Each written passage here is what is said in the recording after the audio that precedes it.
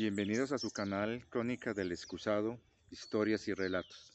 Aquí en compañía de Cholito, los lunes vamos a estar haciendo las reflexiones, las cuales tocarán temas que considero de pronto pertinentes a hablar o para hacer profundización o aclaraciones de los videos de los jueves, que son ya las historias y los relatos, que en este momento empezamos con el capítulo 1 de la saga de las memorias celular. En esta reflexión me voy a centrar mucho en algunas cosas que he estado notando en las cajas de comentarios sobre ciertas preguntas, sobre lo que es bueno o lo que es malo, quiénes son los buenos o quiénes son los malos. Y para eso quiero como empezar con esta reflexión con lo siguiente, aclarando nuevamente. Eso va a ser creo que un ejercicio aquí, siempre aclarar, aclarar, aclarar. Más que nada porque vienen personas que ingresan nuevas como suscriptoras al canal y a veces no ven los videos de introducción, que sería muy importante que lo hicieran, porque ahí entenderían una cantidad de cosas que ahorrarían, digamos, preguntas y desgastes innecesarios en tener que responder otra vez lo que ya se ha respondido en anteriores videos. De todas maneras, como profesor que fui durante más de 15 años, una cosa que me parece que no es didáctica y tampoco muy educativa que digamos, es que uno se ponga a responder todas las preguntas. ¿Por qué? Cuando uno está planteándose una duda, un interrogante, y surge una pregunta, está con base a tu percepción mental de lo que te está generando esa inquietud o duda frente a algo que has escuchado, visto o leído.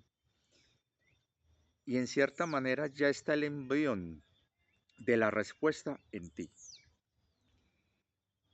Entonces, que alguien te responda una pregunta, cae el riesgo de que se plantee desde la perspectiva de ese alguien y ya puede caer de pronto en la esfera de lo subjetivo, de su propia mentalidad.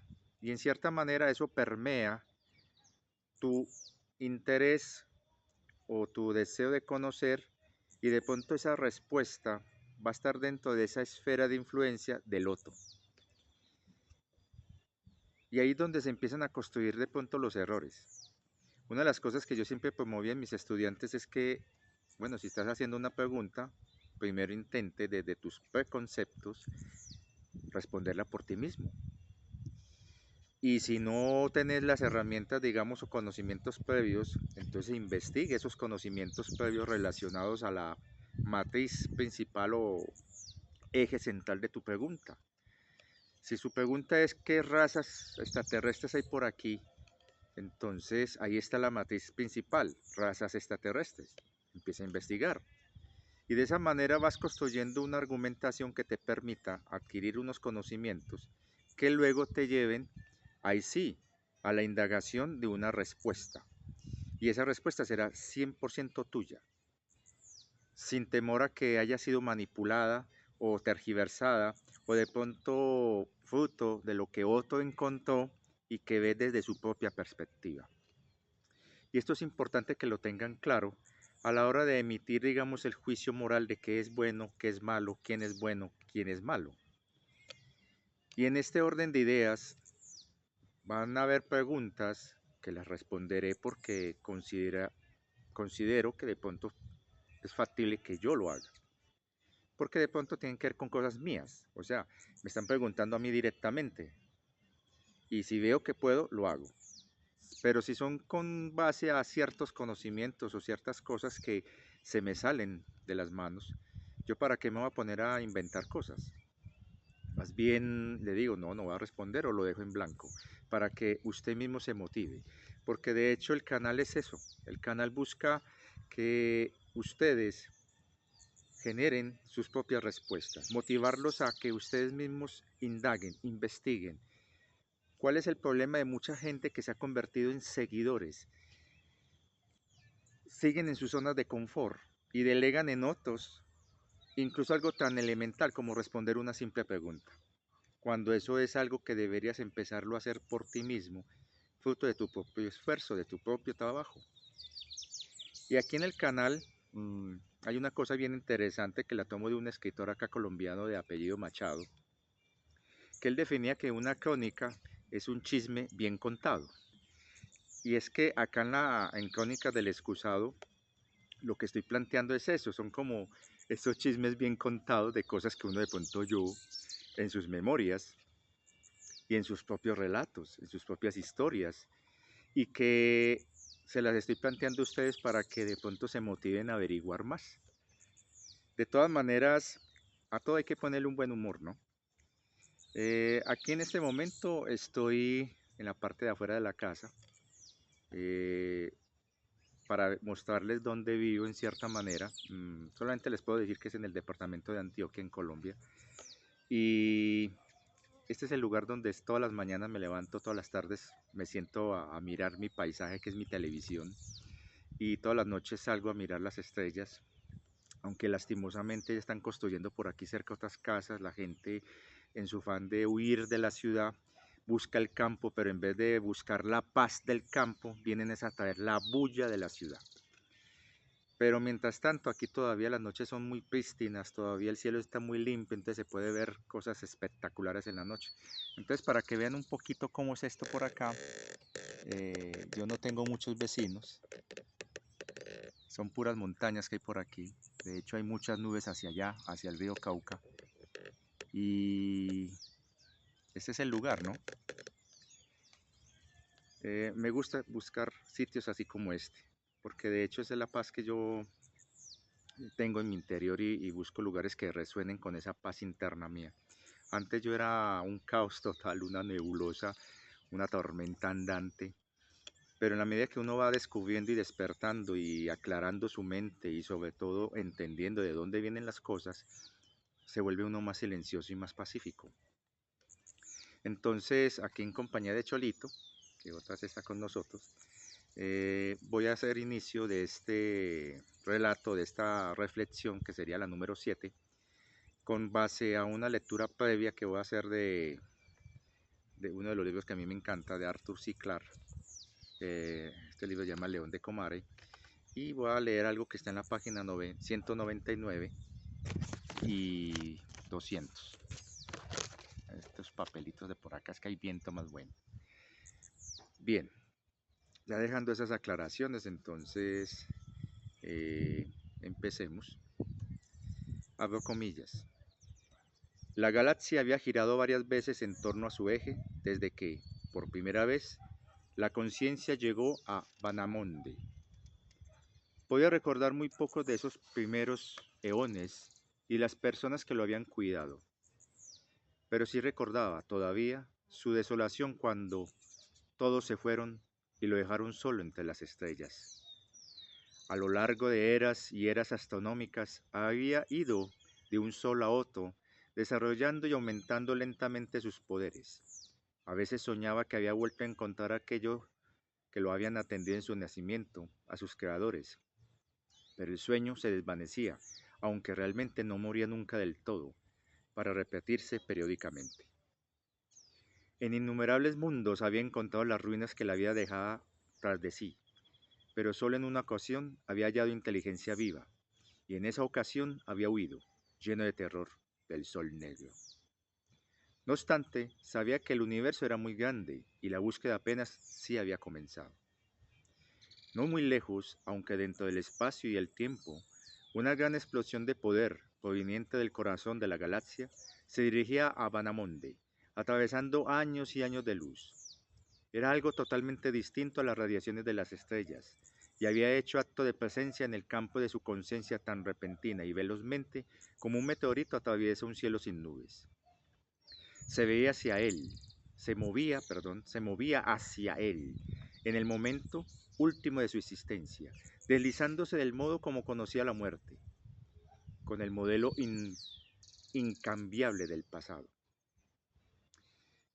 Conocía ese lugar desde el que le llegaba aquella fuerza porque había estado allí anteriormente. Era todavía un ser sin vida, pero ya poseía inteligencia. La larga sombra metálica que descansaba sobre el anfiteatro era algo que no podía comprender y le resultaba tan extraña como la mayor parte de las cosas del mundo físico. En torno suyo aún brillaba el aura de poder que le había impulsado a través del universo, pero eso carecía de interés para él. Cuidadosamente y al mismo tiempo, con el delicado sistema nervioso de un animal salvaje, su mente se dirigió hacia las dos mentes que había descubierto y comprendió que su búsqueda había terminado. Una de las principales dificultades que yo tengo cuando leo, sobre todo en voz alta, es que yo aprendí a manejar lo que es lectura rápida. Entonces, cuando leo mentalmente, leo por bloques de párrafos enteros, incluso páginas enteras con una sola vista. O sea, con solo mirar ya estoy viendo toda la página y así voy pasando página tras página y voy entendiendo todo lo que voy leyendo. Entonces, cuando hago el ejercicio de leer convencionalmente en voz alta, como mi mente está acostumbrada a ir más rápido de lo que estoy leyendo con los ojos, entonces cuando estoy, digamos, leyendo el primer párrafo, ya estoy viendo el último. Entonces se me empiezan a cruzar las palabras. A veces tengo que hacer este ejercicio de leer en voz alta para poder, digamos, frenar un poquito, pero es una costumbre que tengo ya de muchos años, de lectura rápida. Normalmente un libro de 200 páginas lo leí en una tarde. Y, y es algo que aprendí con los años. De hecho, lo hacía desde muy niño. Caballero, ¿cómo me le va? Muy bien.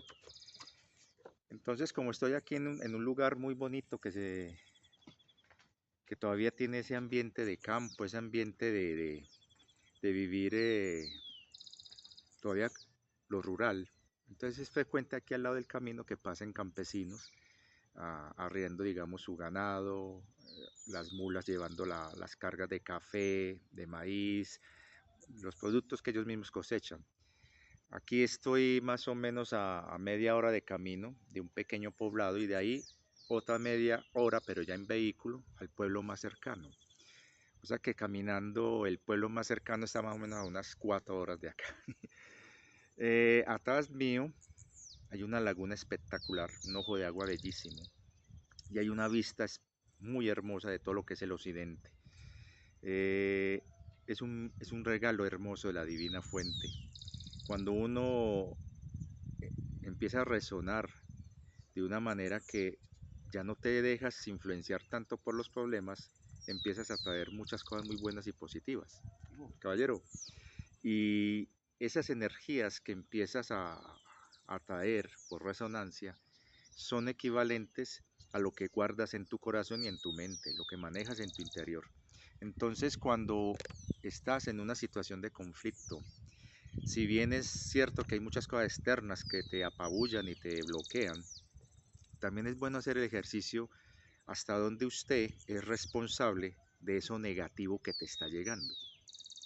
Porque normalmente por ley de atracción, este libro tiene algo de cierto,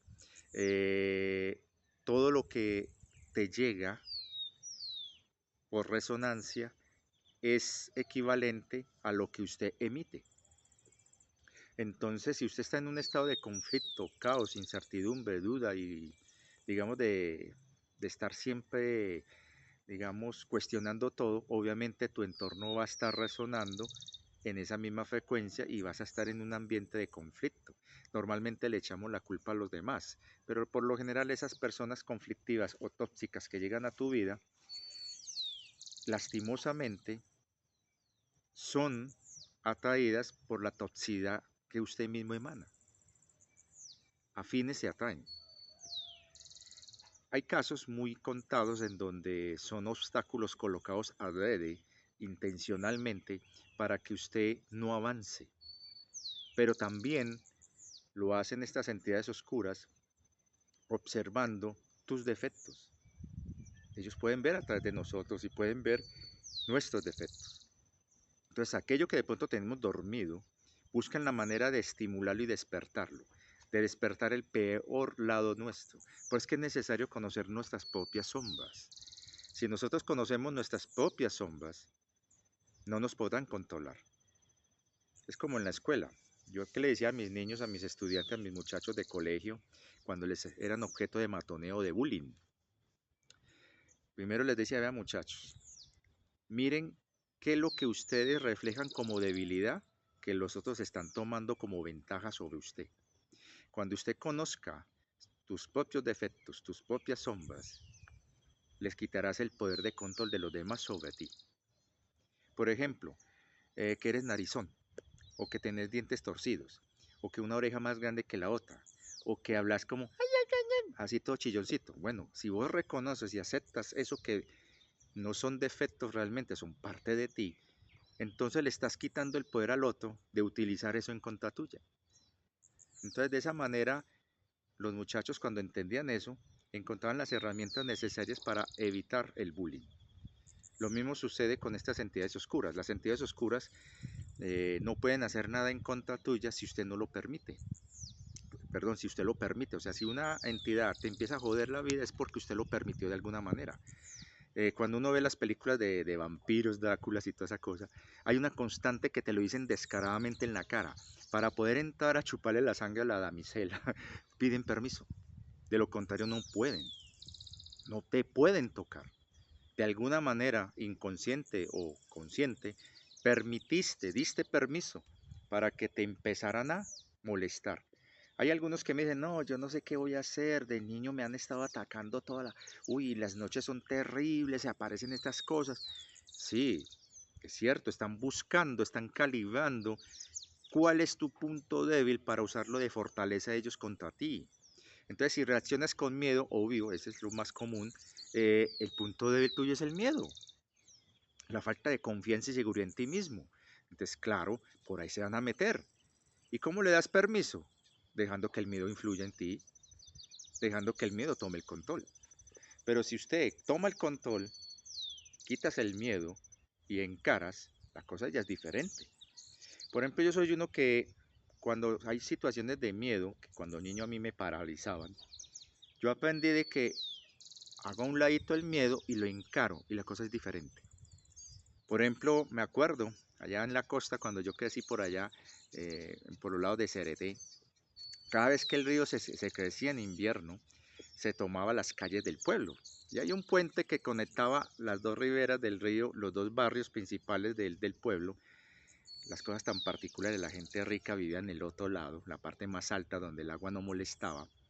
Y la gente, digamos, del común, el pobre, vivía en la parte más bajita. Entonces, los niños nos íbamos a la parte del puente a tirarnos al río. Obviamente esa primera vez mía yo sin saber nadar, era pánico, yo qué me voy a tirar acá y todos los muchachitos, cobarde, miedoso. Entonces cuando uno se deja influir por eso, uno mete las patas de una manera muy bárbara. Pero uno tiene que usar la inteligencia, entonces uno dice, bueno, listo, yo me tiro, me ahogo y nadie, todo el mundo me llora y listo, el bobo fui yo. Pero la cosa es diferente si yo me pongo a analizar qué es lo que flota en el río para yo agarrarme a eso. Y sobre todo por dónde va la corriente, para saber a dónde caer. Y hago ese análisis. Y cuando empiezo, se quiere bajar ya. Es que cuando uno empieza a hacer el análisis y empieza a darse cuenta qué es el miedo y sobre todo a verlo como se debe ver, o sea, como algo que es ajeno a ti, y empieza a mirar las variables y sobre todo tus puntos débiles, tus puntos fuertes, tomas una decisión. Y eso es importante, tomar la decisión y no permitir que sean otros los que tomen la decisión por ti. Entonces estas entidades oscuras normalmente te empiezan a tantear para hacer que afloren en ti aquello que tenés oculto, tus débiles, tus puntos débiles. Y por ahí es donde empiezan a taladrarte. Y usted cuando entrega tu confianza, tu empoderamiento al miedo, estás delegando que el miedo sea el que se haga cargo, ya estás dando permiso. Entonces, uno tiene que empezar a darse cuenta que las cosas que te empiezan a invadir, a joder, a molestar, es porque usted mismo lo permite. Si agotado todo esto siguen jodiendo y te siguen molestando, hay algo muy simple que incluso mi hijo lo hacía. Mi hijo es un personaje muy especial, él es muy callado para todo. Pero cuando un muchacho lo jodía y él a pesar de todo no se dejaba influenciar, no entregaba su poder a nadie, que se burlaban de él por X y razones, él ni le importaba porque igual eso no es él. O sea, lo que ellos se están burlando es lo que se inventan ellos, no es él. Eso sí, hacía una advertencia, no me siga jodiendo que lo levanto. ¡Ah! Y siguen jodiendo. y él sin decir nada, ¡pa! Eso sí, asumía las consecuencias. Lo llaman a uno, vea, su hijo le pegó a un muchacho, lo vamos a suspender 3 días. Ah, listo, y usted sabe por qué mi muchacho, que es alguien tan calmado, le pegó a ese pelado. Ah, es que lo estaban molestando. Ah, listo, entonces es un problema de disciplina que es responsabilidad de usted como adulto. Listo, mi hijo asumirá la consecuencia, pero ese otro fulano que no se vuelva a meter con él. Entonces, a veces hay que encarar las cosas, no con violencia, pero a veces es necesario defenderse. Pero esa defensa implica que tienes que asumir, al igual que el que está atacando, las consecuencias y tienes que ser responsable de lo que haces. Porque si no lo haces, el karma negativo se va a convertir en un lastre para usted. Por eso es que hay personas que estuvieron en conflictos y hacen el proceso de reconciliación y perdón y la reparación. Reconciliación, perdón y reparación. Las famosas 3 R's. Reconciliación, la RPR. Reconciliación, perdón y reparación. Eso es necesario en toda cuestión de conflicto. Y cuando la persona que fue victimario reconoce que lo fue, que hizo daño, que lastimó a otras personas, y pide perdón, y hace lo que sea necesario para repararlo, ya está soltando karma negativo y se está liberando de eso. La persona que fue víctima reconoce que fue una víctima en un estado de indefensión, que quizás en ese momento no se pudo defender, que lo podría haber hecho, pero que lastimosamente no lo hizo. Muchos de los sentimientos de culpa de muchas víctimas no es solamente el hecho de lo que le hicieron, sino también el amargo sabor de pensar si se hubiera opuesto qué había sucedido. Reconoce eso, luego perdónase, se perdona a sí mismo y perdona al otro. Y luego reparar, en el sentido de ayudar a que el otro repare o que usted mismo se empodere y fortalezca ese punto débil interno. Y de esa forma usted trasciende. Y es algo que lastimosamente mucha gente no aplica. Entonces, cuando vamos a hablar aquí de buenos y de malos, que ese es el objetivo de esta reflexión, a raíz de ciertas preguntas que me están haciendo por ahí en las cajas de comentarios, yo les digo a ustedes, hay que tener mucho cuidado a la hora de medir con esa vara al otro. No mires la paja ajena sin quitarte la viga que tapa tus ojos. Y en ese sentido tiene una lógica muy grande. El que esté libre de culpa, tire la primera piedra. Aquí los únicos que pueden tirar piedras son los niños. Entonces, y no lo hacen, a no ser que estén molestando por ahí. Pero el asunto es que creo que es necesario empezar a tomar una reflexión desde el conocimiento, desde el saber y sobre todo desde la conciencia. ¿Qué es malo, qué es bueno? Por lo general, estos juicios de valor que parten de una moral están manejados mucho por la influencia de un imaginario de un colectivo, de una élite de poder, que cree que lo que ellos creen, que es lo correcto según ellos, los que están debajo lo tienen que seguir. Entonces el imaginario de ese colectivo de poder transfiere a través de la doctrina, de la moral, lo que ellos consideran que es bueno y correcto, a la mentalidad del colectivo que está bajo subordinación de estos. Entonces, cuando hablamos de una mentalidad, digamos, basada en la culpa, es porque en el colectivo del imaginario ellos están castigando. Era una moto que acabó de pasar, entonces el ruido es fuerte. Bueno, decía que en la mentalidad de la culpa, en donde se sienten que son responsables, culpables, muy común dentro de las mentalidades religiosas, el cuento del pecado, es porque en el imaginario de los que tienen el poder, ellos creen que tienen la autoridad de castigar. Y por lo tanto, al creerse que tienen la autoridad de castigar, están por encima de la culpa. Ahí viene el sistema de justicia, donde el juez condena a muerte o a prisión, pero él está por encima de eso, porque está juzgando. Y eso es algo muy común en las creencias, religiones monoteístas de corte abrahámico, judeocristianas y el Islam, en donde el que se cree que es el elegido, el que tiene la palabra, el que representa lo divino, está por encima de la culpa y puede impartir castigo. Entonces vemos una élite sacerdotal que ampara a una élite realeza, nobleza, aristocracia, los que tienen el con qué, y estos de ahí salen los jueces o las leyes, los gobernantes, para imponerle a la mayoría en su mentalidad el sentimiento de culpa y de esa forma aceptar como justo la decisión de los que están arriba. Es lo que yo llamo una mentalidad de colonizador y de colonizado. Cuando uno se pone a mirar, y ya lo he dicho en otros videos, la historia de las conquistas de las naciones que se creían más fuertes que las otras, que normalmente en la escala de valores de la élite del imaginario que tiene el poder, se creen que están por encima de aquellos pueblos o naciones que consideran inferiores porque no son iguales a ellos. Utilizan como modelo o punto de referencia su propio estilo de vida. Y como su propio estilo de vida es su referente, su espejo, digámoslo así, todo aquel que no esté dentro de ese estilo de vida o referente o dentro de esa imagen, de ese espejo, es considerado el otro, el contrario, el diferente. Y si no está en igualdad de condiciones, porque en cierta manera hay un choque de mentalidades ahí para mirar a ver quién tiene la fuerza, si éste logra estar más encima, este tiene todas las de perder.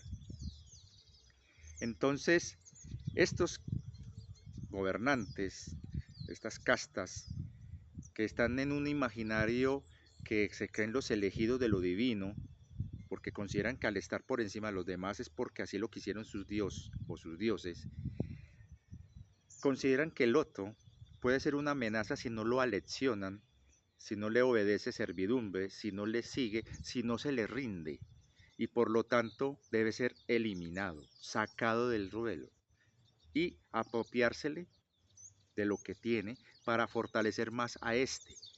Y este, cuando conquista al otro y no lo puede subyugar, lo elimina y todo lo que tenía ese se lo apropia y en un gesto de, digamos, de suficiencia, de magnanimidad o sea, de superioridad, se lo reparte a su propio pueblo y el pueblo mantiene en el poder a estos porque son generosos.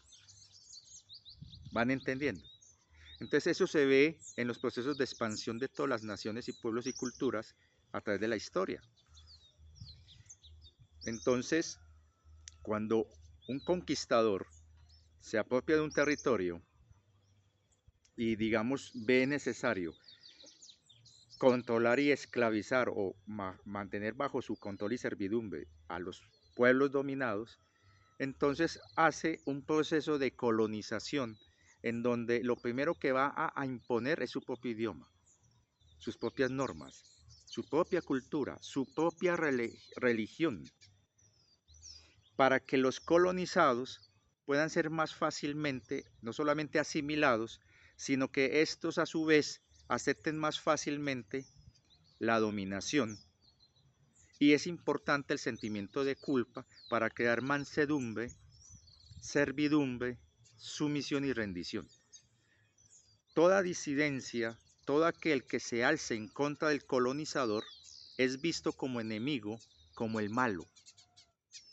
Y es eliminado de manera gráfica y como escarmiento para que los que están siendo colonizados no se atrevan a alzar la cabeza otra vez. Hay muchas maneras de hacer ese proceso. De una forma, digamos, violenta, cuando viene el colonizador e invade un territorio, ataca a las personas que están ahí y al que es el más líder, el más fuerte, es el que va a enfrentarlo y subyugarlo y colocarlo en un estado mínimo. Y si no lo doblega, lo mata. Así de simple. Y de esa manera los otros que seguían a ese líder, al no tener un líder, se rinden. Así hacen todas las conquistas. Enfrentan al que tiene el poder en ese territorio y si no lo pueden convertir en un aliado mediante algún tipo de acuerdo matrimonial o algún tipo digamos, de compra de conciencia, lo enfrentan en batalla, lo eliminan al mayor número posible de guerreros valientes que tenga alrededor y los otros que se rindieron son ejecutados delante del pueblo para que de esa manera el pueblo sepa quién tiene el poder. Entonces es un proceso en donde se va configurando, se va creando dentro de las mentalidades y los imaginarios lo que es la colonización y lo que es el colonizador. Para que lo entendamos, cuando empezó el proceso de conquista de América por parte de los europeos, lo primero que hicieron estos conquistadores era tantear el terreno, mirar e identificar cómo era la mentalidad de los que estaban ahí y cuál era el imaginario dominante sobre la mentalidad de los que estaban ahí. Y encontrar un punto débil, un descontento o alguna cosa que les diera la autorización de entrar. Casi todas esas historias, Pocahontas, Malinche y todas esas vainas, es ese punto débil por donde el colonizador, el conquistador que entra, encuentra por dónde entrarle a otra cultura. Y como ellos vienen con la idea de que son superiores y que tienen la razón, todo aquello que estructure y sustente ese imaginario de los que tienen el poder en la zona que se va a conquistar y a colonizar, se le sataniza, se le demoniza, se le considera contrario y por lo tanto se le debe combatir. Cuando a los gobernantes se les trata de comprar con baratijas, espejitos, lentejuelas o con algún tipo de arma para que de esa manera digan, oh sí, ustedes son más poderosos, venga, yo quiero ser socio de ustedes, listo, yo seré el socio mayor y usted será mi socio menor, pero usted puede gobernar todavía, pero eso sí me rinde cuenta a mí. Si ese gobernante es lo suficiente, digamos, inteligente, hábil o débil, puede también ser débil, acepta esas condiciones y entrega a su comunidad, a su nación, a los requerimientos del que viene a conquistar. Hay otra estrategia, por ejemplo, el conquistador ve que es muy fuerte pero él tiene, digamos, algo que le puede interesar a este otro. Y están los famosos matrimonios de conveniencia. Te ofrezco esta mujer, te ofrezco esto, este título, te ofrezco esto para que vos me aceptes aquí en tu territorio y podamos comerciar. Y de esa manera empieza un juego de espejos en donde busca el uno y el otro el punto débil para dar el golpe. Y eso lo sabe siempre el que viene a conquistar. Y por eso no se puede confiar uno nunca del que viene a conquistar o a colonizar, porque este sabe que en algún momento, si este es fuerte, se le va a pasar por encima. Entonces tiene que buscar un momento cómo eliminarlo. Por las buenas, mediante un proceso de obliteración, en donde se va cambiando lentamente las creencias y costumbres de estos por las de este otro, mediante, digamos, esos pactos y alianzas, y al final lo debilitan, o mediante el asesinato o la guerra, en donde si se llega a esa opción a la guerra, se busca hacer el mayor daño posible que genere un trauma y que los que son derrotados en ese trauma, no solamente por el horror de haber vivido esa masacre, sino también por la sensación de que habría pasado si se hubieran resistido con más eficacia, o sea, un sentimiento de culpa. Y así se facilita la colonización. Y en ese proceso de colonización se empieza a tumbar todos los esquemas de valores, todo lo que tiene que ver con las creencias, todo lo que tenga que ver con tu idioma, todo lo que tenga que ver con lo que creías correcto, bueno, justo, dentro de esa mentalidad dependiente del imaginario de los que estaban en el poder antes y que te controlaban a ti. Pero como cambiaron los gobernantes, viene otro imaginario a tomar su lugar y es ahí donde se hace esos cambios y se pierde el sentido de lo que era correcto o de lo que era bueno por el que viene a imponerse. Por ejemplo, en los pueblos antiguos mesoamericanos, para ellos era correcto los sacrificios. Es decir, aquel que era derrotado sabía que iba a ser sacrificado a los dioses. Y su consuelo era ese, que su sangre iba a ser derramada para los dioses. Entonces, cuando son conquistados por los europeos que empiezan a imponer su moral cristiana, obviamente se fue convirtiendo la idea de los sacrificios como un acto de honor a un acto aberrante, monstruoso, en donde los que fueron colonizados y convertidos a la religión del conquistador vieron de eso ya como algo malo, horrible, cuando antes lo veían como un gran honor. ¿Van entendiendo?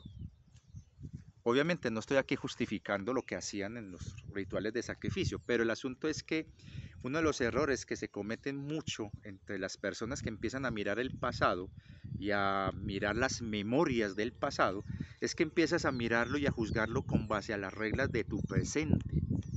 Yo no puedo entrar a juzgar las costumbres de los pueblos caribes o de los pueblos mesoamericanos o andinos o de los pueblos de las grandes llanuras norteamericanas con base a la óptica mía del presente y mucho menos sabiendo de que mi óptica presente está influenciada por un proceso de mestizaje donde se está imponiendo el imaginario del conquistador en mi mentalidad de conquistado. Porque lastimosamente en la sociedad occidental se maneja esos dos extremos.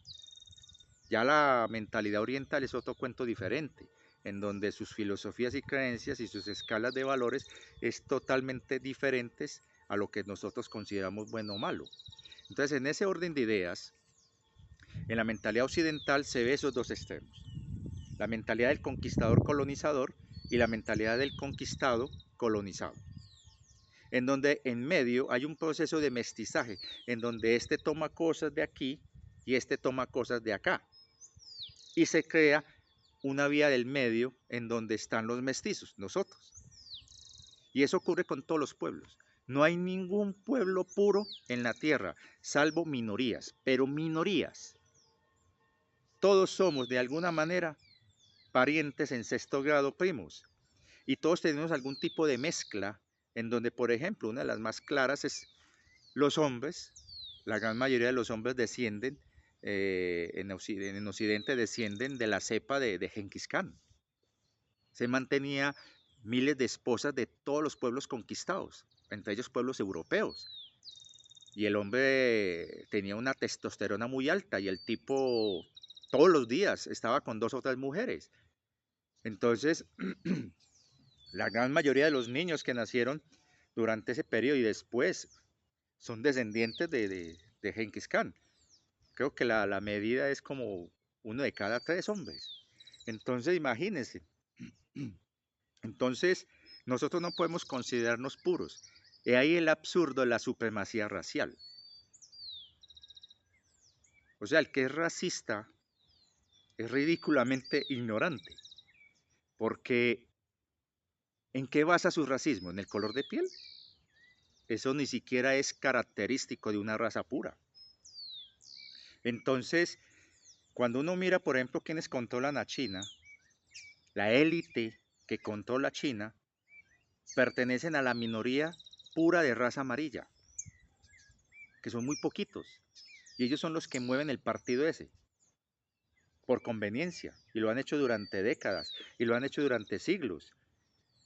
No importa quién sea el gobernante, ellos tienen que estar ahí. Ahora es el Partido Comunista, entonces ellos están ahí. Cuando cambie eso, ellos van a buscar la manera de seguir ahí. ¿Quiénes son los puros en Europa? ¿Quién hay blanco puro en Europa? Nadie.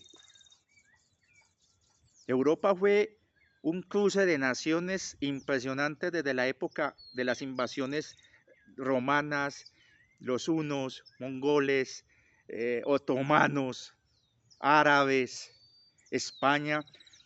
todo el sur del Mediterráneo, Grecia, Europa Oriental, los germanos, incluso cuando uno escucha las historias de quiénes son los askenazis, son pueblos que fueron sometidos o que adoptaron la creencia judaica por conveniencia o por necesidad y luego tratan de auto reconocerse como puros cuando realmente no lo son. Cuando uno ve, por ejemplo, los franceses, cuando uno ve que ellos tuvieron colonias, los ingleses tuvieron colonias en Asia, en África, y ese cruce de alguna manera, como dicen los racistas, manchó la sangre. Y en cierta forma, lo que buscaron en los años 30 y 40, los que gobernaron, esa facción radical que gobernó esa Alemania de esa época, cuando buscaba lo de la pureza racial, lo que estaba buscando era eliminar el componente genético de las mezclas, buscando el gen puro original de lo que serían las razas arias. Pero lo más chistoso es que las razas arias vienen del Valle del Indo. De ahí vienen las razas arias. Entonces, el que se crea blanco, ¿por qué no se da una vueltecita por la India, por el Valle del Indo hacia el norte para que vea cómo son? Los famosos blancos que ustedes llaman, los famosos arios. En África, el racismo se ve de manera brutal, pero entre los mismos negros. Los que son más, digamos, se consideran más puros, ven con desprecio a los que no consideran puros. De hecho, la esclavitud en los siglos XVI, XVII, XVIII, remanente de lo que se vivió en la época romana y posterior, era practicada por los mismos africanos, tanto los que serían árabes como los que son animistas. En Guinea llegaban los negros que se consideraban puros, llevando como esclavos a los negros que consideraban impuros. La gran carnicería que hubo en los años 90 entre Somalia y Ruanda fue por una cuestión racial, de quién se cree superior al otro. Cuando uno ve esa raza tan hermosa en Nigeria, de esos africanos altos, bellísimos, y ellos se ven como muy superiores a los otros. Los Zulu, el orgullo, la arrogancia Zulu es espectacular, esa manera de ellos de sentirse muy por encima de los demás. No estoy validando eso, sino que estoy hablando de la forma como la proyectan, con una dignidad que nunca agachan la cabeza. De hecho, cuando uno ve esa novela de Raíces y Kunta Kinte, era de la nobleza, de la alta realeza negra africana. Y él nunca doblegaba la cabeza. De hecho, se veía la diferencia con los demás negros esclavos que estaban con él. Era hasta el final. Se mantuvo firme en su dignidad de ser superior. Entonces miren que no podemos hablar de purezas. Entonces cuando yo hablo del tema de que los pleyadianos vienen a colonizar, es muy simple. Usted simplemente analiza en el lenguaje que utilizan estos canales de nueva era y sus supuestos canalizadores. En todos ellos te hablan lo mismo. Sumisión, rendición, acepta su guía, acepta sus escalas de valores, sus principios. Y lo más chistoso es que hay una contradicción en el lenguaje, porque te dicen, eres un dios, eres una diosa, eres un ser de cristal, pero necesitas nuestra guía, porque no eres capaz. Ya de una te están metiendo una mentalidad de colonizador sobre el colonizado. Y la inmensa mayoría de las personas que no tienen estudios en historia y que no saben lo que es la colonización y cuáles son los principios y reglas de una colonización, caen fácilmente en un lenguaje y en un discurso muy bonito, muy esperanzador, en donde básicamente lo que te están pidiendo es que renuncies a tu soberanía, a tu autonomía, a tu propio empoderamiento, para aceptarlos a ellos como tus guías y después como tus gobernantes.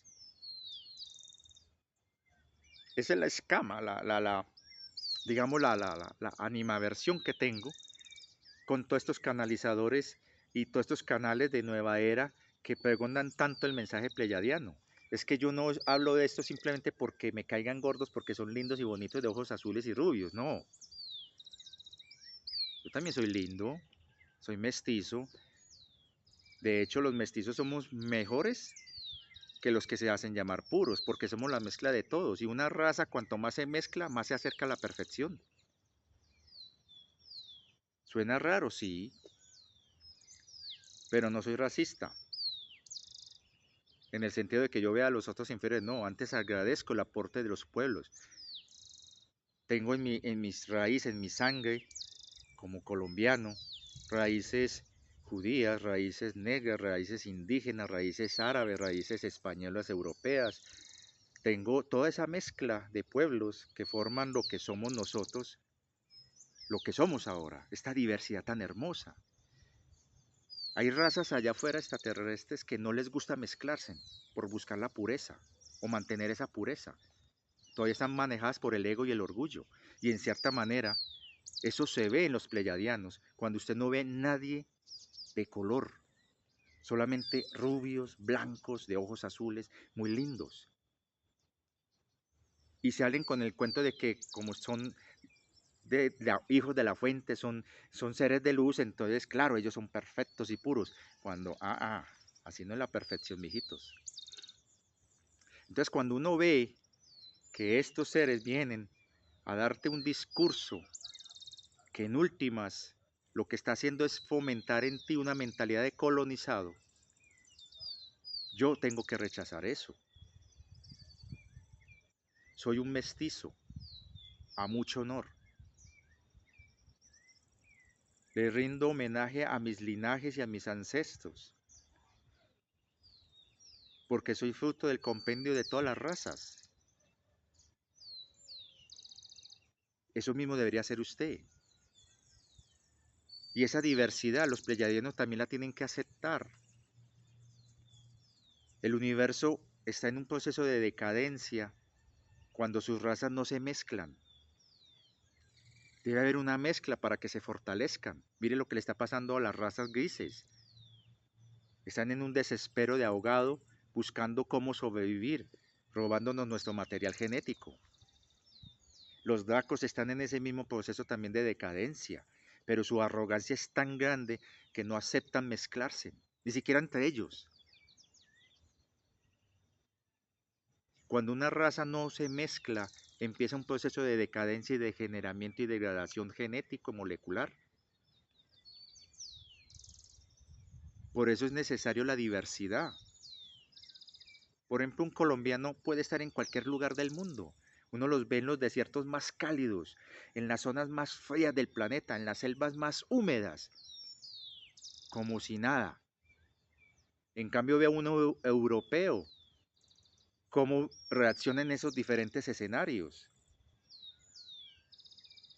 O vean, por ejemplo, un africano, la resistencia tan enorme que tiene en su linaje, pero al final lo doblega el clima frío. En cambio, un colombiano, como en su salsa, puede estar o en el polo sur, haciendo bien su trabajo, o en lo alto de una gran montaña, o en el desierto más seco. Y no es porque yo considere que Colombia sea superior, no, es que Colombia es de los países con más mezcla, más mestizaje, lo dicen las cifras, los hechos. El porcentaje indígena que hay en Colombia está por debajo del 10%. Diferente pasa con Perú, Ecuador, Bolivia, donde los porcentajes están por encima del 50%.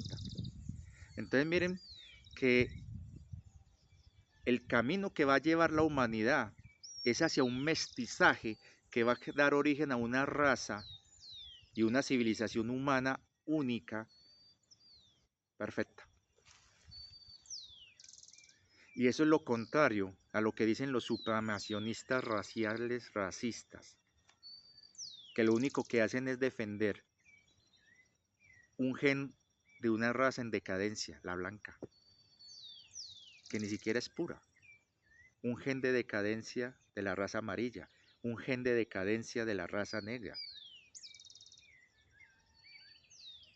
Cuando nos estamos mestizando todos y estamos hacia un camino de empoderamiento donde todos esos linajes están confluyendo en una persona, en usted. Entonces, cuando nosotros estamos hablando de la mentalidad colonizadora y colonizador, el discurso pleyadiano tiene todos los rasgos de un discurso de un colonizador. Mire el mejor ejemplo. Cuando te meten el cuento de que tenés que aceptar que debes pasar de carbono a silicio, cuando el proceso evolutivo natural sería el carbón transformarse en un diamante, pero el silicio lo que genera son cristales, no diamantes. Van viendo la diferencia. Y por eso es que hay que tener claro que si eres un dios, como ellos dicen, no, tú eres un dios, una diosa, pero necesitas nuestra guía. Hay una contradicción ahí. Más bien, ¿por qué no fomentar, mediante el ejemplo, el empoderamiento, para que digan, miren, nosotros somos dioses hechos pleyadianos, y nosotros somos generosos, somos personas que ayudamos a las personas a verse en a sí mismas, a reconocer e identificar su propio don interno, a ser dioses como nosotros. Por lo tanto, no te ofrezco mi guía, sino mi ejemplo. Y hasta el momento yo no he visto ese discurso. No lo he visto. Y he leído por años, he seguido el discurso de los pleyadianos. Pero puedo estar equivocado, obviamente. Yo no tengo la verdad absoluta. Por eso es que no podemos entrar a meter en un mismo saco quiénes son buenos y quiénes son malos. Porque todo depende de ese imaginario que se impone en ese colectivo, dentro de la mentalidad del colectivo, haciéndole creer que de acuerdo a los esquemas y valores de estos imaginarios, lo que vos crees y aceptás como parte de tu mentalidad es lo correcto. Es así como, por obliteración, los rituales considerados paganos de los pueblos llamados bárbaros europeos, cuando Roma los asimila, ya siendo cristiana Roma, lo que hacen es cambiar. Lo que consideran pagano lo cambian como algo cristiano y de esa manera permite que sea asimilado con mayor facilidad por los pueblos que están sometiendo. Por ejemplo, el nacimiento del Mesías, de Jesús, del Jesús histórico, lo meten el 25 de diciembre. Y la pregunta del millón es, si fue el 25 de diciembre,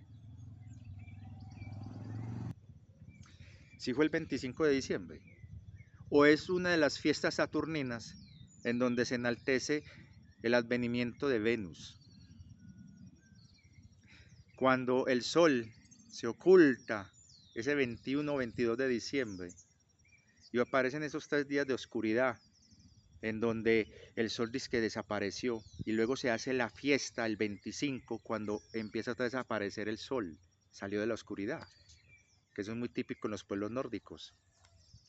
Entonces, miren algo tan elemental como eso, y millones de personas creen que Jesús nació el 25 de diciembre, y sin darse en cuenta están dándole culto a una fiesta pagana, pero como fue obliterada por el cristianismo, esa energía se está enviando supuestamente al Mesías, pero no, se sigue alimentando una fiesta pagana, pero con nombre diferente.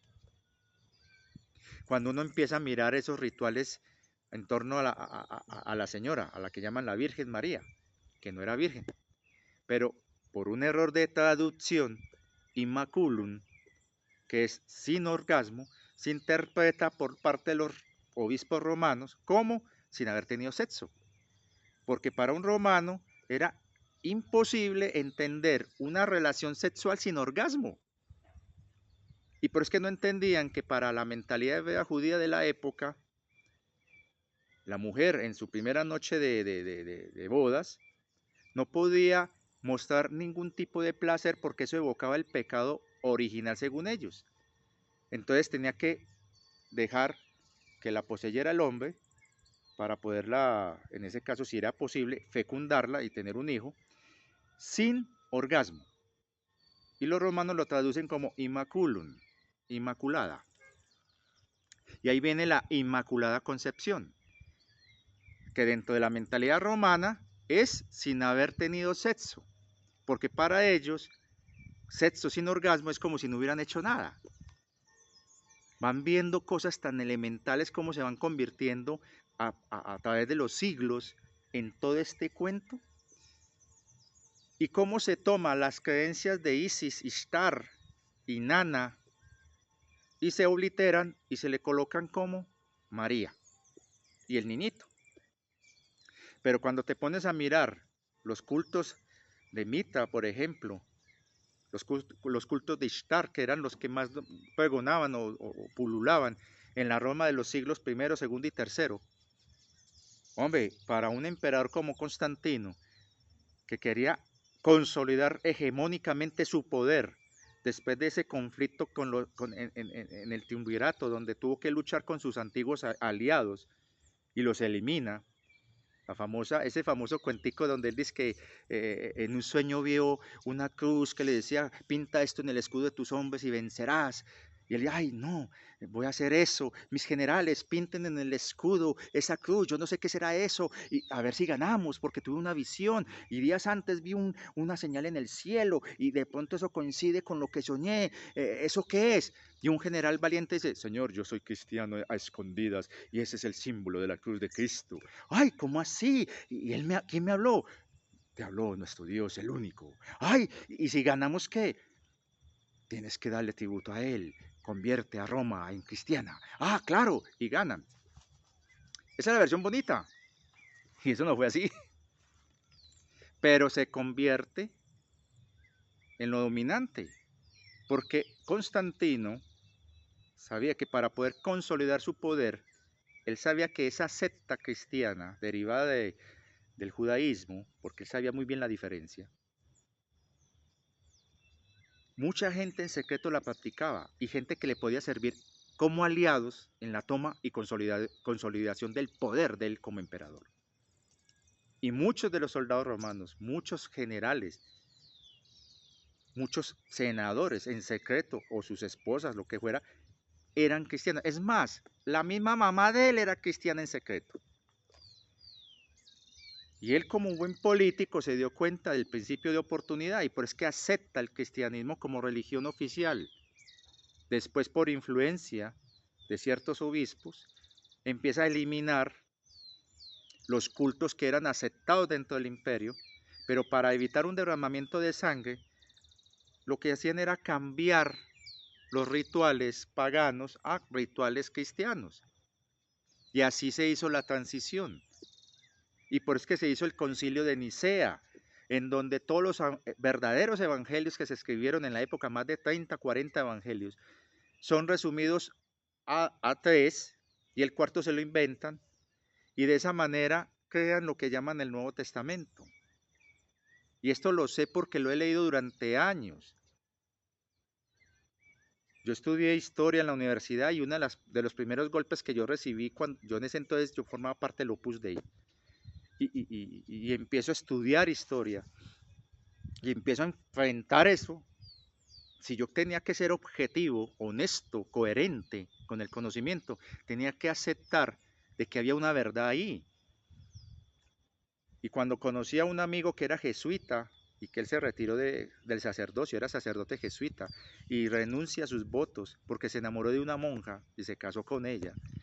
Y el hombre me contaba unas vainas que uno dice, bendito sea Dios, en que estaba creyendo yo. Entonces, uno tiene que tener el valor, la valentía de entender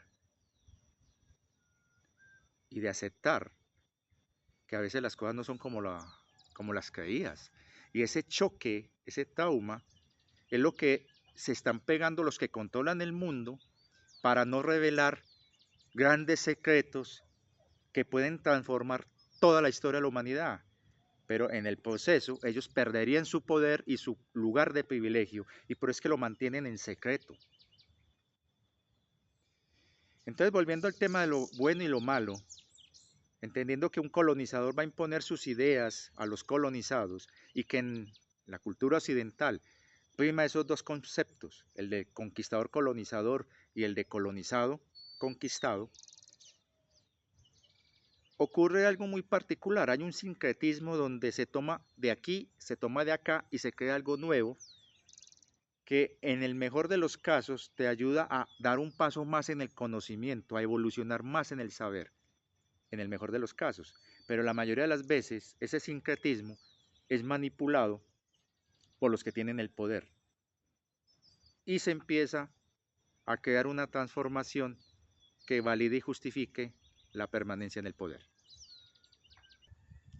Entonces, cuando empezamos a hablar de cómo se convierte algo tan elemental a través del tiempo en toda una institución, ese choque es muy fuerte. Entonces, cuando uno se pone a mirar que los que tienen el poder no quieren revelar ni las patentes, sobre todo las que le robaron a Tesla, no quieren revelar todo aquello que representa de que hay vida extraterrestre en otros mundos y todo aquello que tiene que ver con la manipulación que le hicieron a la historia para mantener su status quo de poder, es muy difícil que eso se dé por las buenas. Por eso es que es necesario que activemos nuestras memorias y sobre todo nuestros recuerdos para empezar a reconstruir la historia. Yo desde mi saber histórico les puedo decir eso con toda la tranquilidad del caso, de lo que pasó realmente con el concilio de Nicea y de los otros 3 concilios que se dieron. Y cómo en el siglo XIV, principios del siglo XIV, un papa le da por sacar una bula papal diciendo de que es el heredero de Noé y que cuando él muera, toda la herencia de él, o sea, toda la humanidad, se le transfiere a la iglesia, porque él no tiene hijos, descendencia. ¿Van entendiendo? Así surgieron las leyes marítimas después, en 1666, después del incendio de Londres.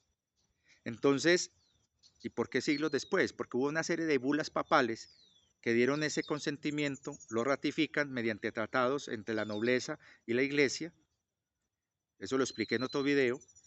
Y cuando se da sospechosamente ese incendio donde se queman todos los registros y se tienen que rehacer los nuevos, en donde prácticamente la banca internacional hoy día, que pertenece lastimosamente a la élite sionista, es la dueña de la humanidad, haciendo cumplir un precepto que este pueblo en la antigüedad, en el famoso Pacto de Sion, esta entidad reptiliana, les dice que si a cambio de que lo adoren como un dios, él les entrega el mundo, siempre y cuando le sirvan a él,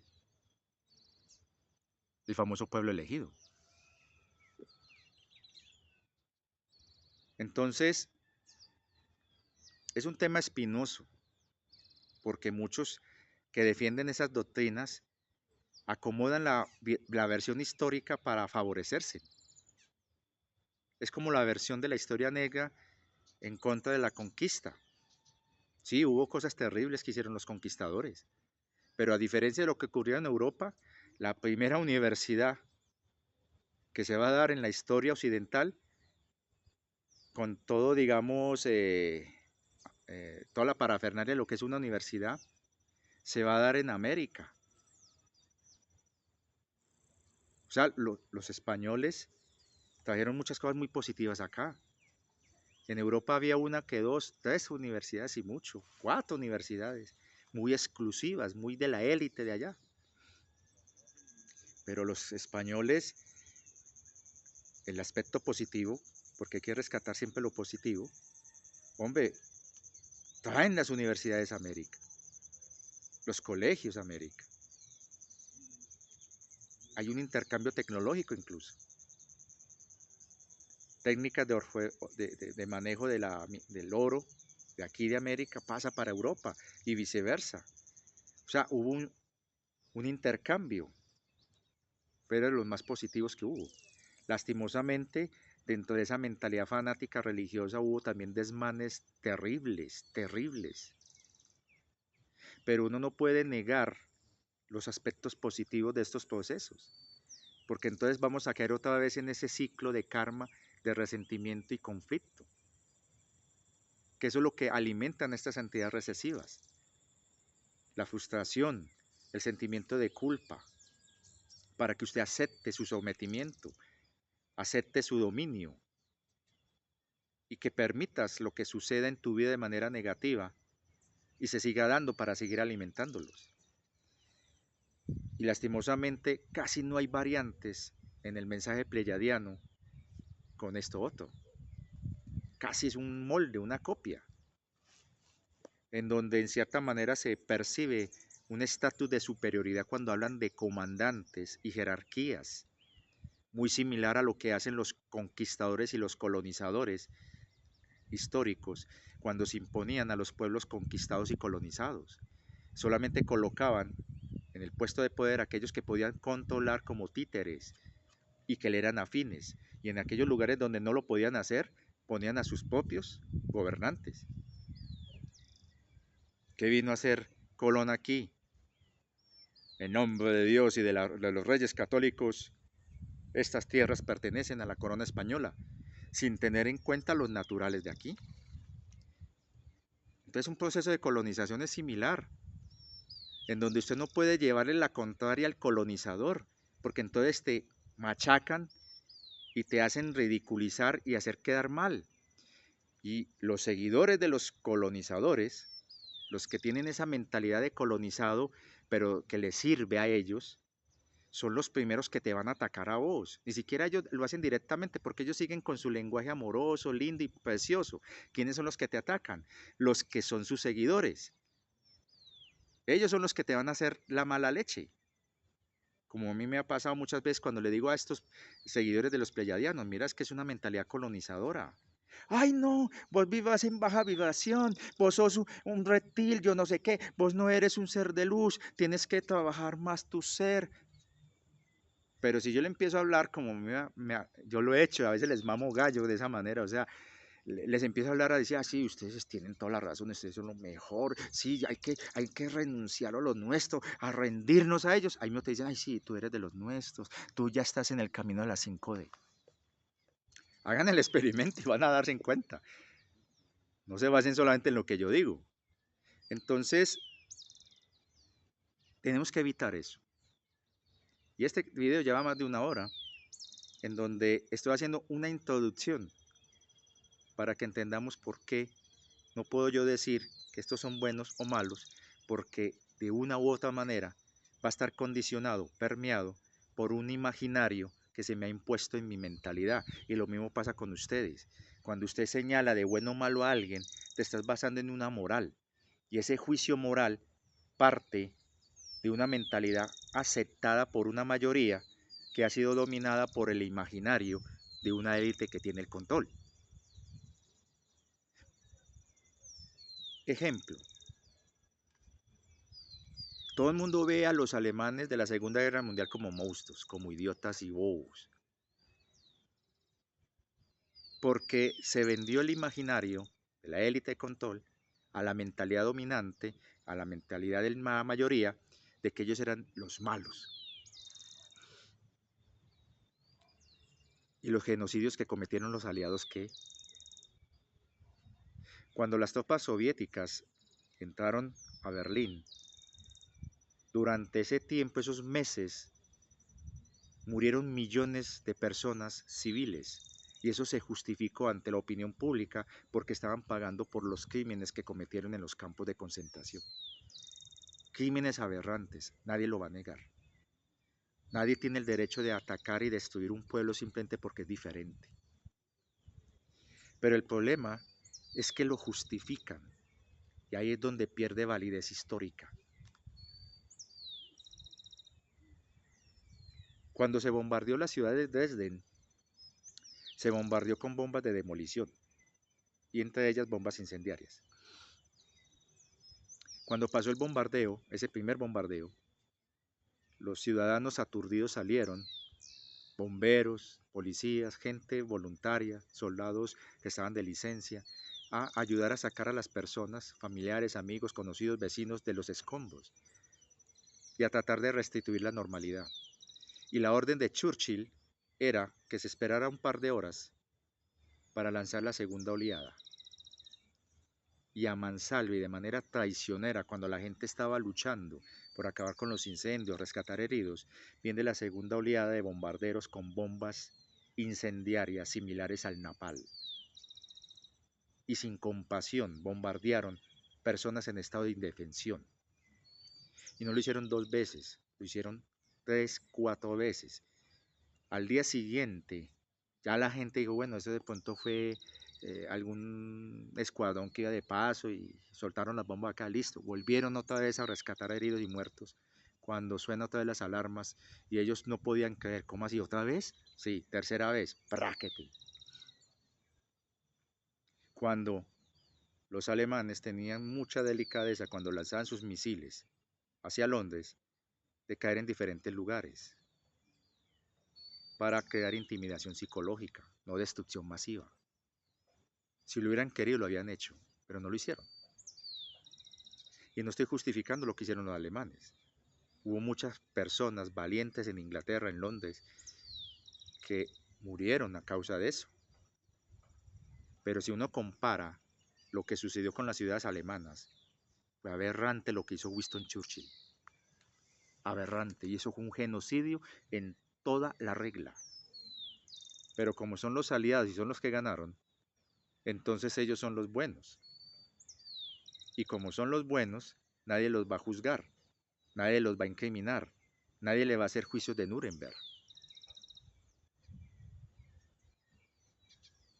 Las violaciones, los asesinatos, entre los últimos meses de 1944 hasta finales de 1945, y son cifras que lo manejan, gente que tiene conocimiento de eso, lo que ocurrió en Alemania fue tan barbárico que supera incluso los horrores de los campos de concentración.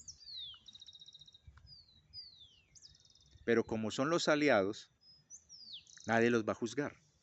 Entonces no podemos caer en ese error de creer que esto es bueno o malo con base a una moral que es impuesta por un imaginario que tiene el poder. Entonces, ¿qué es bueno, qué es malo? Yo diría que lo que es bueno o lo que es malo dependerá siempre de lo siguiente. Si yo hago algo mal, porque fue un error, me equivoqué y lo reconozco, no fue mal, fue un error. Pero si yo hago algo sabiendo que está mal y que de manera consciente sé que eso va a producir un daño y no me importan las consecuencias, y lo hago aún así, y no una, ni dos, ni tres, sino continuamente, y aparte de eso obtengo satisfacción y placer por lo que estoy haciendo, y que eso me está llevando a obtener de manera ilegal poder y riqueza, eso ya no es mal, eso es maldad. Y la maldad sí es invención de aquí, de la tierra, no de la pachagaya, sino de los que viven en la tierra, pero no de la humanidad, sino de aquellos que se vendieron a los conquistadores, a estas razas recesivas que vinieron aquí. Y ellos han fomentado esa maldad en sus esbirros y testaferros. Cuando un soldado, por ejemplo el famoso carnicero de Omaha, era un soldado joven, un muchacho, manejando una MG-34, una ametralladora de esas. Él mató más de 1000 personas ese día. A él lo llaman la bestia de Omaha. Y él durante décadas se quedó calladito, no dijo que él fue el que mató a todos esos muchachos. A él le preguntaron qué sentía en su conciencia. Él decía, fue algo terrible, pero yo no soy un hombre malo. Las circunstancias, la guerra, ellos eran el enemigo. Yo tenía que cumplir mi deber de defender la posición, cueste lo que cueste, y cumplí con mi deber. Lo triste es que murieron chicos de mi misma edad, pero estaban en el otro lado. Y si hubieran sido al revés las circunstancias, yo habría sido uno de los tantos miles que habían muerto si hubiera sido otro chico de ellos el que hubiera estado disparando hacia nosotros. Eso hace malo a ese hombre, que se convirtió en un padre de familia, en abuelo, tuvo hijos, se convirtió en una persona de bien en su comunidad, generó trabajo, generó cosas positivas. ¿Eso lo hace malo? Soldados aliados cogían a chicos alemanes, ahí en Normandía, después de haber dado dura batalla, se quedaron sin munición y fueron atrapados por tropas norteamericanas. Y ellos se rendían, porque dentro de la moral alemana, esa era una cuestión que ellos respetaban mucho. Esa imagen hollywoodesca que el alemán era un carnicero, un bárbaro, qué pena, la historia no es así. Entonces la moral del soldado alemán era que matar a alguien en estado de indefensión era un acto cobarde, no digno de un soldado. Entonces cuando a ellos se les acaba la munición, pues salían creyendo que el norteamericano, el soldado aliado, manejaba esa misma moral. Entonces alzaban la mano. ¿Y qué hacían estos soldados norteamericanos? En vez de seguir las reglas de la guerra, se reían, los escupían y luego ¡prrr! Los mataban ahí de manera sumaria. ¿Y qué hacían los oficiales? ¿Ah? Hubo pocos que reaccionaron y dijeron, un momentico, esos son crímenes, y juzgaron. Pero la mayoría, la constante fue esa, ejecuciones sumarias. Eso hizo de que muchos soldados alemanes que vieron eso, escondidos donde estaban, dijeron, ajá, la regla es sin cuartel, entonces será sin cuartel. Y eso, una cosa lleva a la otra, y se cometieron horrores en las campañas del 44 y 45, de lado y lado, porque la guerra no hay ni buenos ni malos. El que crea que en una guerra hay buenos y malos está extremadamente equivocado, muy equivocado. En una guerra solamente hay bandos enfrentados. El que gana es porque supo aprovechar las debilidades del otro como ventajas y tuvo mayor recurso y mayor persistencia. Pero eso no lo hace bueno. Entonces, ocurrieron cosas terribles y en toda guerra lo peor y lo mejor del ser humano sale a flote. En las líneas alemanas hubieron hombres valientes como cobardes. En las líneas soviéticas hubieron hombres cobardes, pero también los hubieron valientes. En las líneas norteamericanas y japonesas hubieron hombres valientes, cobardes. Y eso no los hacía buenos o malos. Los hacían simplemente hombres en circunstancias extraordinarias, haciendo actos que en circunstancias normales ningún ser humano en su sano juicio lo haría, jamás. Y eso explica por qué centenares de miles de soldados, cuando llegaron a la vida civil, continuaron con sus vidas normales. Algunos cargarían, digamos, ese trauma, el estrés postraumático, pero en últimas eran hombres de bien, enfrentados en un horror. Entonces no podemos entrar a caer qué razas son buenas y qué razas son malas, porque entramos en ese juicio de valor. Estoy dando muchas vueltas en esto, es porque quiero dejar muy énfasis y dejar muy claro de que nadie, por su color de piel, su posición social o su religión, está por encima de nadie. Yo he tenido amigos musulmanes, amigos judíos. De hecho, tuve una situación muy interesante donde había una pareja. Ella era de origen musulmán y el muchacho era judío. Y en secreto se amaban y se casaron en secreto acá en Colombia. Y adivinen qué religión se casaron, por la católica. Un amigo sacerdote los casó. Esas diferencias por creencias y religiones es lo más absurdo, porque en últimas, como decía Carl Sagan, no importa la bandera, sino el puño que la porta. El ser humano. Hay que enamorar al ser humano. Y por eso es que la invitación que le hice a los pleyadianos, déjense en querer, hombre. Ahora, si vamos a hablar dentro de lo que es el programa espacial secreto, lo que se puede permitir decir, porque ya lo han dicho otros antes que yo, hombre, se clasifican las razas de acuerdo a unos colores que usualmente se manejan en prevención de emergencias. Verdes, blancos, amarillos y rojos. Hay otros colores como naranja. Pero básicamente manejan tres. Verdes, que son todas las razas que se consideran benévolas, es decir, que no son una amenaza ni para ellos mismos ni para otras razas. Ojo que estoy hablando de benévolas, no estoy hablando de buenos, benévolas, o sea, razas que más bien trabajan a favor de algo que en contra de algo. Las razas clasificadas como amarillas son aquellas que pueden representar una amenaza según las circunstancias y por lo tanto hay que tener precaución con ellas. Es según los intereses. Mientras vos no te metas en sus asuntos, trabajan tranquilamente en lo que están haciendo. Y están las razas clasificadas de color rojo, que son extremadamente peligrosas para cualquier otra raza, porque nunca van a trabajar a favor tuyo, sino de sus propios intereses, cueste lo que cueste, para obtener beneficios para sí mismos.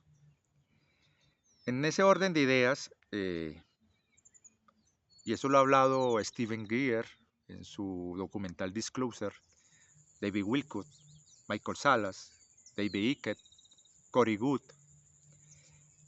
donde ellos han establecido, incluso también este señor Serpa, este señor Sisto Paz, JJ Benítez, el ex sacerdote jesuita, este señor Freicedo, todos ellos han hablado de diferentes razas. De hecho, la bisnieta de Eisenhower, creo que es bisnieta, se han hablado de que más o menos todo este sector de la galaxia hay alrededor de unas 400 razas que de una u otra manera han interactuado con la Tierra, directa o indirectamente. Están las razas que llamamos neutras, que es el color blanco. Son razas que ni les va ni les viene lo que pase aquí o allá. Ellos están ocupados en lo suyo. Entonces, la inmensa mayoría son blancas, o sea, razas neutras. Y hay unas muy pocas, no más de una docena, de esas 400 que interactúan, que son benévolas para nosotros, digamos, porque nos ven, digamos, como los niños lindos. Ay, qué pecado los humanitos, vamos a ayudarlos. Entre ellas caen algunas facciones pleyadianas. Y hay un sector grande que son amarillas. Mientras no estemos dentro de su esfera de intereses, no nos representarán una amenaza. Pero en caso de conveniencia según sus agendas, se convertirán en una amenaza. Entonces, lastimosamente, ahí caen la mayoría de los pleyadianos. Son amarillas, o sea, son potencialmente peligrosas para nosotros si en su agenda nosotros les estorbamos.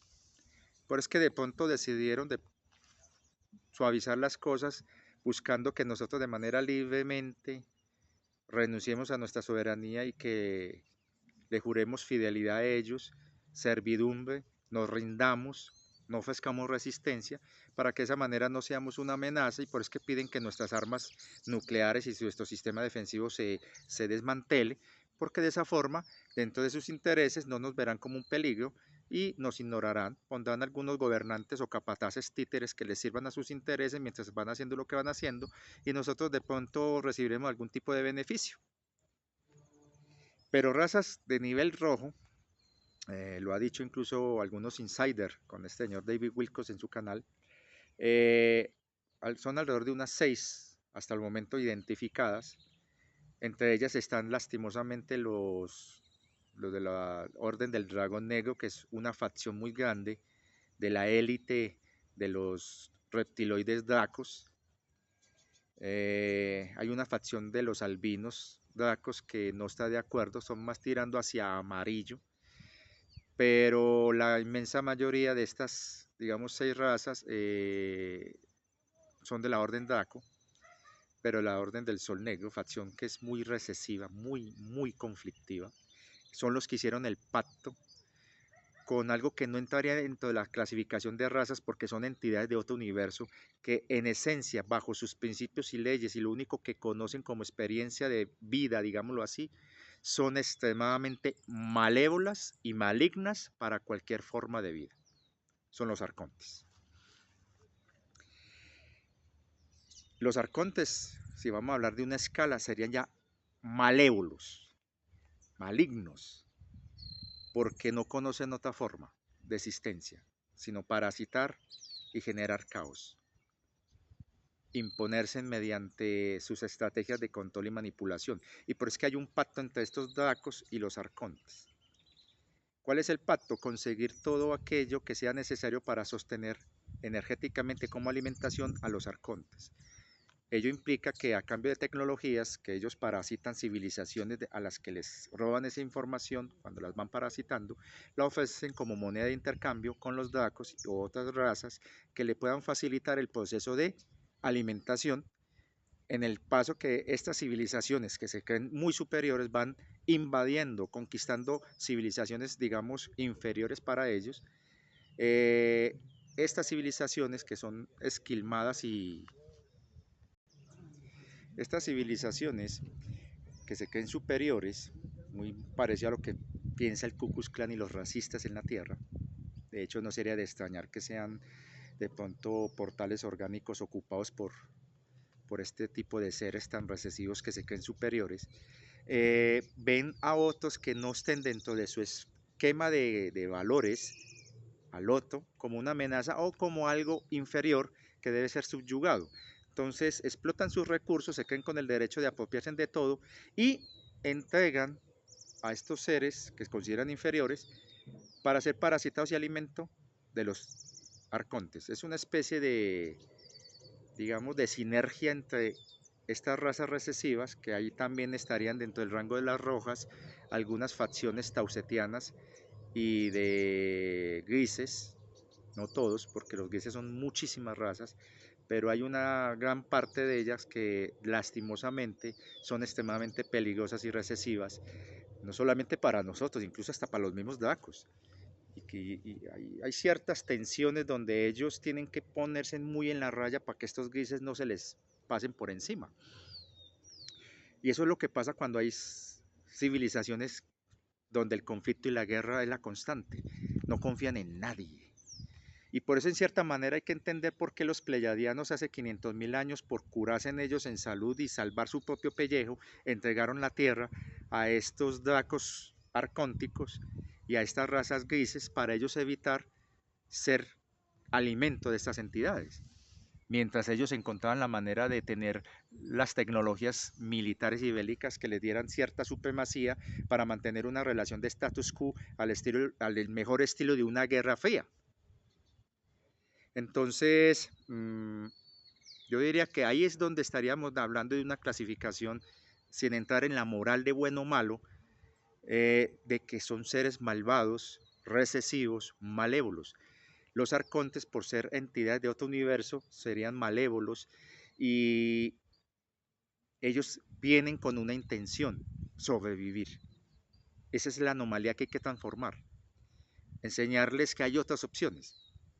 Pero ya lo que tiene que ver con estos grises o estos dracos o las razas amarillas, en este caso las que son potencialmente peligrosas, es evitar a toda costa nosotros quedar en un estado de servidumbre o de renuncia o resignación o de estar por debajo, porque entonces cuando nosotros no legitimamos y valemos nuestro empoderamiento, nuestro poder, nuestra soberanía, ellos lo van a ver como una señal de debilidad y nos van a someter, esclavizar, como ya lo han hecho durante los últimos 500.000 años. Pero, entonces, ¿qué hacer? No podemos utilizar la violencia porque eso en cierta manera genera karma negativo. Ahí es donde viene lo de la alianza. Y creo que este es el mensaje para los pleyadianos. Hombre, no nos vean como menores a ustedes, somos sus iguales. Y que deben fomentar el empoderamiento y soberanía de la tierra para ayudarnos a estar en igualdad de condiciones y en pleno derecho en la comunidad mayor, sin ser sometidos, conquistados o colonizados. Así de simple. De lo contrario, no son bienvenidos. Y nos tocará asumir nuestro destino entonces. Y ahí es donde la humanidad tiene que entender algo muy importante. Esta élite es traicionera. Esta élite ha vendido a la humanidad de una manera infame. Es que me tocó cambiar de espacio porque estaba recibiendo ya mucho sol allá atrás. El asunto es que esta élite que gobierna el mundo es una élite muy retorcida, muy traicionera, que se vende al mejor postor. Esta élite hay que combatirla, hay que enfrentarla, pero mediante la unidad colectiva de toda la humanidad, no volviéndolos a elegir o a elegir a sus esbirros a través de los cargos de poder a nivel mundial, y declararnos soberanos, y que la tierra es soberana, y que somos ciudadanos del mundo, y que de esta manera Ellos no pueden seguir gobernando y representando la tierra y haciendo pactos con cuanta raza viene por aquí, y ellos en sus conveniencias nos venden cada vez que pueden o quieren, como carne, como esclavos, como alimento energético, y no nos dejan evolucionar, no nos dejan ascender, no nos dejan conocer nuestra verdadera historia, no liberan las patentes y las tecnologías fruto de nuestra propia inteligencia humana o de ayuda de seres benevolentes. Entonces, en ese orden de ideas, cuando hablamos de bueno o malo, tenemos que evitar caer en la etiqueta y el rótulo que que es diferente a mí porque no sigue lo que yo creo es malo. O que ese que me vive alabando, favoreciendo y diciendo que todo lo que yo digo es verdad es bueno. No. Tampoco podemos creer que aquellos que nos están prometiendo cuentas bancarias de millones de dólares, eterna juventud, a cambio de que renunciemos a nuestra soberanía, que aceptemos disque su guía y que renunciemos y nos rindamos a ellos, son buenos. La resistencia civil es necesaria, importante, vital. Y esa comienza cuando vos, soberanamente, individual, como ser natural, dices y te declaras, yo soy. Por ahí un amigo me decía que una chica de las que siguen estos cuentos pleyadianos decía que era una contradicción nuestros decretos de soberanía y empoderamiento porque al decir yo soy el que yo soy, estábamos dándole, en nuestro idioma español, dándole mérito al demiurgo que se manifiesta a través de ese Yahvé. Hombre, hay una cosa muy importante que hay que tener en cuenta. Es verdad que ese Yahvé decía yo soy el que yo soy. Es porque él conoce o conocía el secreto y la clave de cómo resuena el universo. El universo resuena es con la intención, la motivación que usted tiene. El universo no entiende de palabras, entiende de energías. Y cuando yo digo yo soy el que yo soy, no estoy dándole poder a ese demiurgo o a ese Yahvé. Estoy utilizando el mismo principio de resonancia en donde yo como individuo me estoy empoderando y estoy reconociendo mi soberanía y que yo soy yo. Y con solo hacer eso, ya le estoy quitando control y dominio a cualquier entidad, incluyendo ese Yahvé, demiurgo, lo que sea, sobre mí. Porque yo lo estoy desplazando y estoy colocando en su lugar a mí mismo. Yo soy el que yo soy. Yo soy soberano. Y de esa manera me estoy empoderando como ciudadano del mundo. Obviamente, lo dije en el otro video, por ahí lo ratificaron en uno de los videos de Emilio, con este señor India. Creo que fue en el video 3, en donde prácticamente mientras no se restablezca la soberanía de la tierra como nación y por ende todos los países, no se recupere la soberanía de esos países, nosotros desde nuestra individualidad no podemos pasar más allá de declararnos desde lo energético y espiritual soberanos, porque en lo material seguimos dependiendo de una corporación que sigue manipulando la riqueza, los canales de distribución y los medios de comunicación. Mientras usted tenga que ir a un centro comercial a pagar con dinero, con tarjeta, la alimentación, mientras usted no la cultive en un entorno, en un espacio tuyo propio, no podemos declararnos soberanos desde lo jurídico material. Habrán tips que algunos manejarán, pero es conocer toda una jurisprudencia bárbara que en últimas, y en eso le doy la razón a India, en últimas depende de la voluntad del que está juzgando y legislando. Y si ellos están vendidos, por mucha razón que usted tenga en la norma y en el derecho natural, no te lo van a reconocer. Pero es que necesitamos empoderarnos como colectivo, sin importar las diferencias religiosas, materiales, ideológicas, doctrinarias, de raza, color, estatus o posición.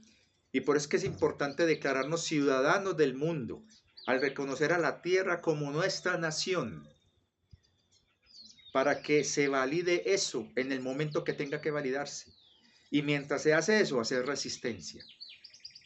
Una resistencia no violenta, una resistencia donde en tus simples actos cotidianos muestres tu descontento a lo gobernante, a lo dominante. Recicla. Trata de utilizar productos naturales. Cómprale a los campesinos, a las personas que producen localmente, no a las grandes superficies. Evita utilizar tarjetas de crédito. Evita sacar créditos. Evita en lo posible utilizar dinero. Trata de hacer trueques, intercambios. Respeta la opinión de los demás. No te impongas. Y no renuncies a tu soberanía a cambio de nada. Si te quieren guiar, sea reconociendo de que te falta aprender algo, pero que puedes por ti mismo. Y que el ejemplo es el mejor modelo a seguir. O sea, la mejor guía es el ejemplo. Entonces, si me viene un pleyadiano en este momento decir, bueno, yo te voy a dar todo, a cambio de que renuncies aceptes que yo te voy a guiar, yo le voy a decir, no. Si me vas a ayudar a sacar a toda esta gente que está limitando la evolución de nuestra especie como humanidad, como raza, aceptaré tu ayuda y tu guía. Pero si vos venís a seguirme pregonando el mismo discurso al que he estado sometido durante los últimos 500.000 años, devolvete. Porque en últimas, y eso es una posibilidad en otra línea de tiempo, y porque es que nos quieren destruir a través de esas cosas que nos están aplicando, pues que nos quieren estar rastreando con el cuento de silicio, ojo con el dióxido de silicio, el grafeno basado en silicio, por es que quieren que no seas diamante, sino un cristal de silicio, en donde el control, la manipulación es más fácil mediante el transhumanismo, donde pierdes toda tu humanidad. Ojo, en esa otra línea de tiempo nos tocó levantarnos en armas y luchar en una guerra global, donde nadie ganó. Y sé por qué se lo digo. Por es que nos tienen con la amenaza nuclear. Es que esas armas nucleares no es contra la potencia X o Y, es contra nosotros, contra nuestro poder soberano. Por eso es que en el 2018, cuando empezó la revolución de los chalecos amarillos en Francia y que se empezó a expandir por todo el mundo, tuvieron que adelantar los objetivos de su agenda y montarnos lo que nos montaron a finales del 2019. Por eso es que nos mantuvieron distraídos con incendios, con una cantidad de cosas que ocurrían por todo el mundo. Y como eso no les seguía funcionando, nos pusieron esto, sabiendo que eso no sirve. Y nos metieron miedo en algo muy básico, el instinto de supervivencia, el querer vivir. Entonces te metieron miedo de algo invisible que no puedes controlar. Porque una cosa es muy diferente ver un toro de 500 kilos viniendo al trote hacia vos que algo que es invisible y no sabes dónde está. Entonces, a modo de conclusión, porque creo que este va a ser el video más largo que he hecho, y de pronto más bien lo voy a partir en dos partes, si se puede. Todavía no sé manejar bien ese aparatico de edición de video, pero creo que la invitación que les puedo hacer acá es que la humanidad es maravillosa, porque está conformada por muchas razas de muchas civilizaciones que en su momento vinieron aquí a experimentar qué era estar en una 3D y que lastimosamente cuando ocurrió esa tradición hace 500.000 años quedaron atrapadas acá.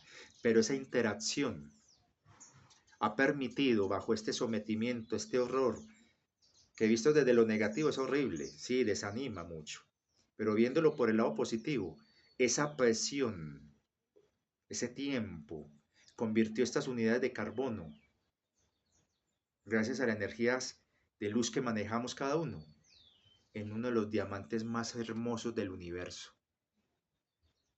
Y por eso es que estos berracos nos la quieren quitar, haciéndonos creer que nos convirtamos en silicio, en un simple cristal.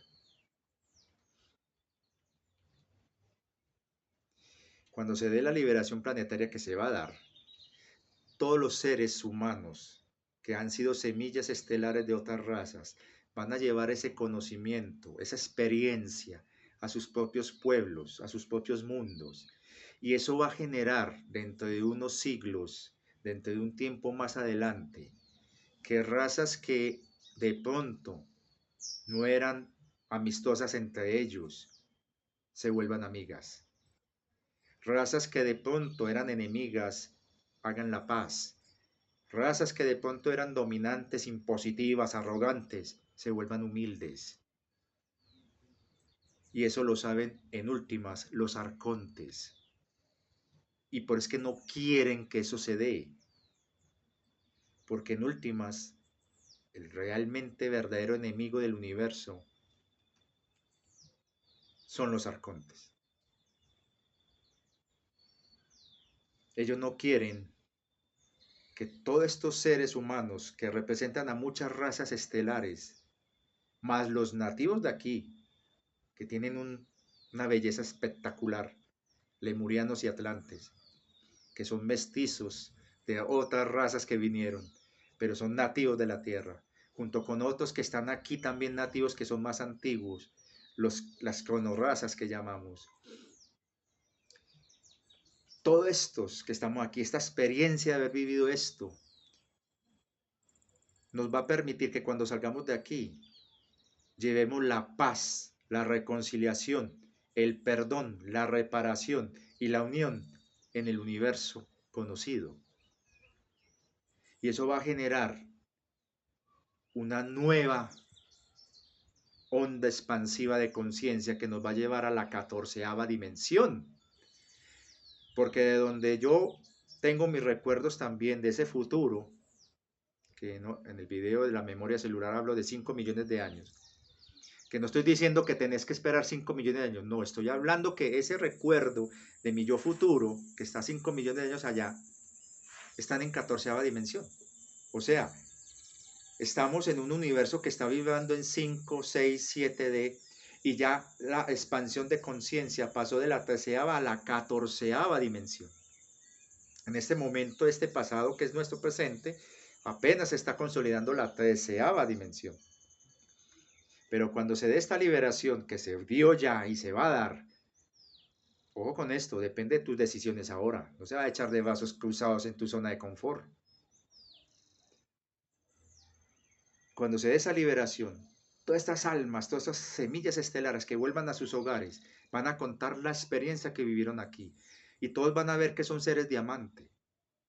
Y esas diferencias que aún persisten después de la guerra del Ira van a desaparecer totalmente y la distorsión de Orión dejará de ser. Y una nueva era de expansión de conciencia se va a dar en ese universo dentro de un tiempo, que nos va a llevar a otro nivel más espectacular. Porque cuando lleguemos a la 15ª dimensión, estará preparado ya el universo para interactuar, adivinen con quién, con otros universos, con otras razas de otros universos.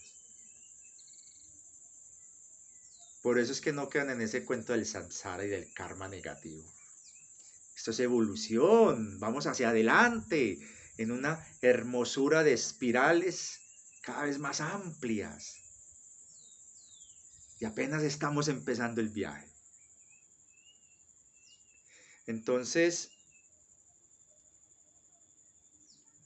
no caigamos en ese error de creer que la ascensión es un cuento netamente urbano, como lo están lastimosamente manejando muchos canalizadores y gente de la nueva era.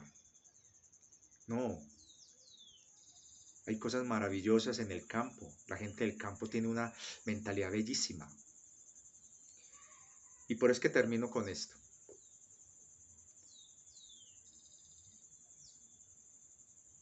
juzgamos, no juzguemos a nadie, no critiquemos. Sí, yo sé que he sido muy duro con estos jerarcas y comandantes, pero como ellos mismos han dado pie a establecer esos rangos de jerarquía propia de la mentalidad de los conquistadores y colonizadores. El amor es lo que gobierna, domina y prevalece. Y en el amor la igualdad dentro de la diversidad es lo que nos hace únicos y parte de todo, uno y todo a la vez. Ese cuentico de que somos nada y todo, no señor, todos somos uno y todo a la vez, todo y uno a la vez. Y de esa manera empezamos a empoderar y a convertirnos en lo que realmente deberíamos haber sido. Entonces están los arcontes, están aquellos seres de luz que lastimosamente optaron por la oscuridad y densificaron tanto que en su experimentación de lo perverso se quedaron ahí. Son los seres demonizados.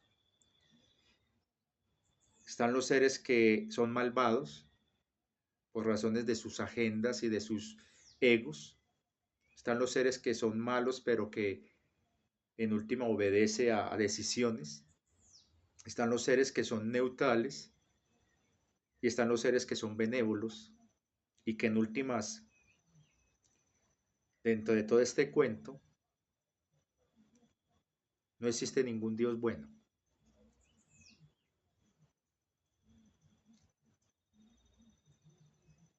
Cuando lo vemos desde la óptica de las jerarquías.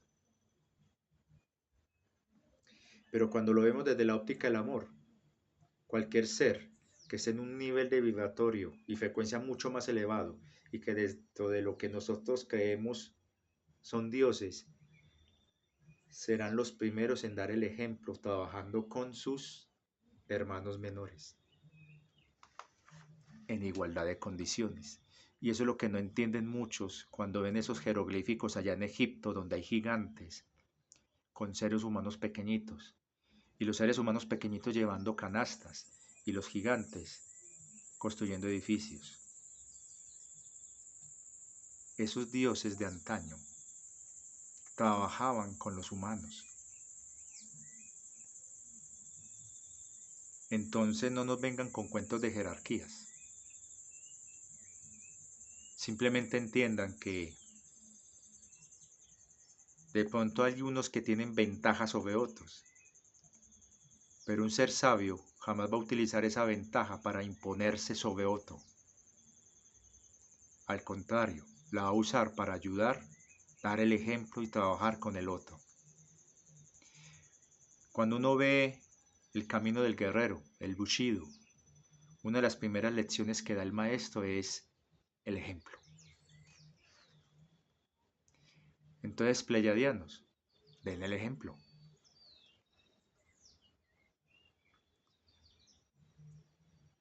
De todas maneras, cada quien si le resuena esto, bienvenido sea, y quien no, no hay problema, puedes seguir tu camino. Le doy muchas gracias a todos aquellos que me están diciendo cosas muy maravillosas. También le doy las gracias a esos pocos que de pronto, con muy buenos argumentos, me han llevado la contraria. He puesto también mis argumentos. Y también le doy las gracias a esos 2 o 3 que ya bloqueé, porque me hicieron ver que en este camino todavía hay piedras a las que hay que saber utilizar.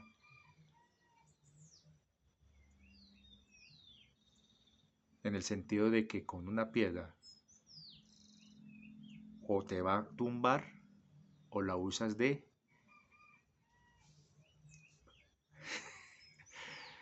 pedra para el que esté molestando por ahí.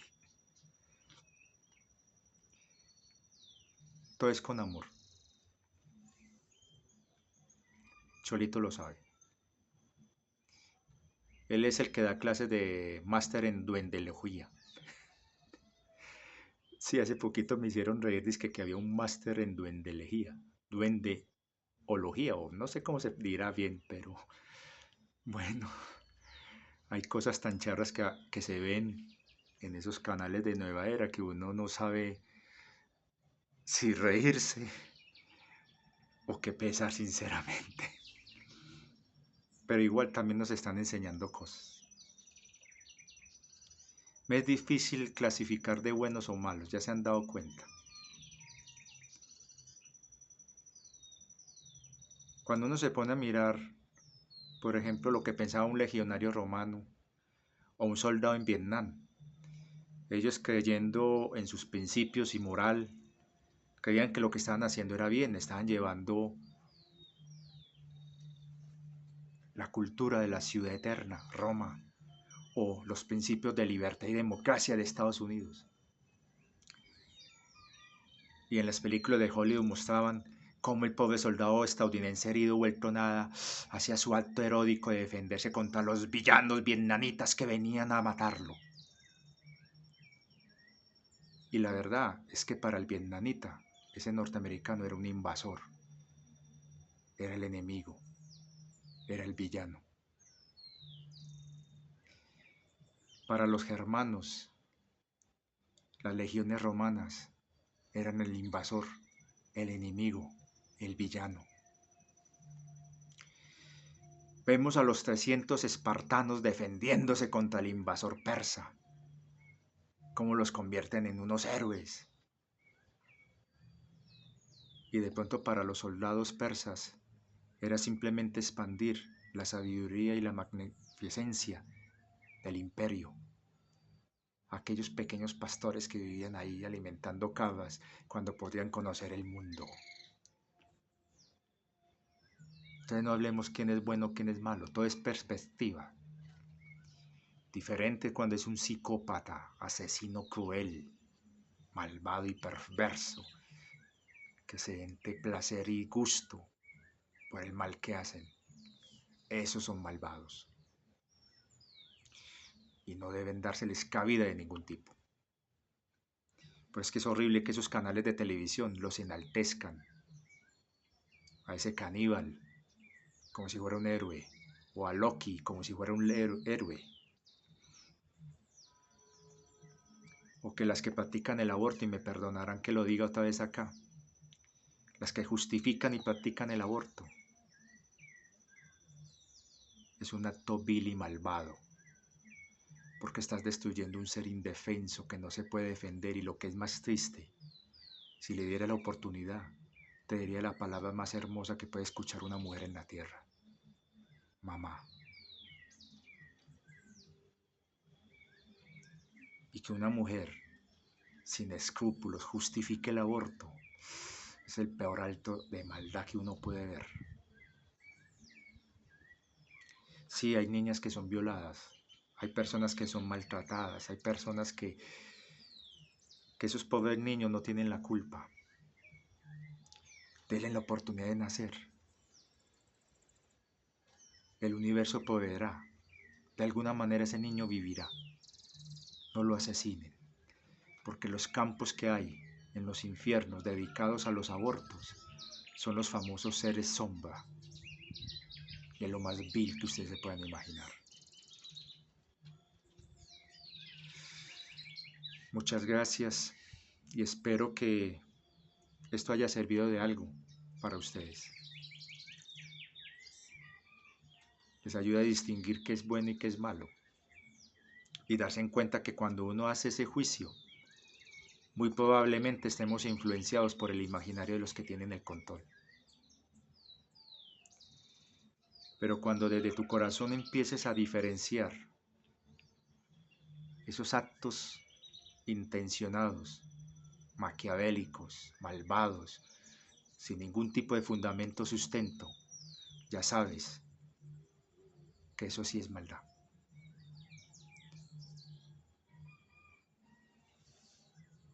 Muchas gracias.